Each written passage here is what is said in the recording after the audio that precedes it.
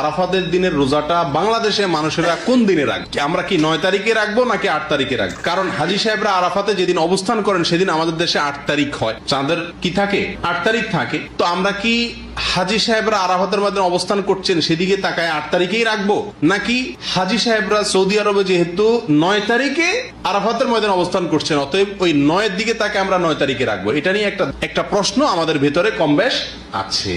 কারণ নবী করিম সাল্লাল্লাহু আলাইহি ওয়াসাল্লাম যে আরাফাতের দিনে রোজা রাখতে বলেছেন, আসলে 9 তারিখকে, জিলহজের 9 তারিখকে আরাফাতের দিন বলা হয়। এখানে তারিখটা হলো উদ্দেশ্য, আরাফাতের দিন এটা হলো শুধুমাত্র নাম। জিলহজের 9 তারিখে ইয়মে আরাফা বলে, জিলহজের 8 তারিখে ইয়মুত তারবিয়া বলে। এগুলো হলো এই দিনগুলোর এক একটা নাম। যেহেতু নবী সাল্লাল্লাহু আলাইহি ওয়াসাল্লাম আরাফার দিন রোজা রাখতে বলছেন অতএব 9 তারিখে রাখবেন, এরকম একটা মত উলামা ইকরাম বলেন। এখন আমরা কোন দিকে যাব? 8 তারিখে রাখবো নাকি 9 তারিখে রাখবো? আমি বলি, যেহেতু কোন মতের পক্ষেই সুস্পষ্ট কোনো হাদিস নাই, অতএব আমাদের জন্য সবচেয়ে যুক্তিসঙ্গত হলো দোনো দিন রাখা, 8 তারিখে এবং 9 তারিখে রাখা।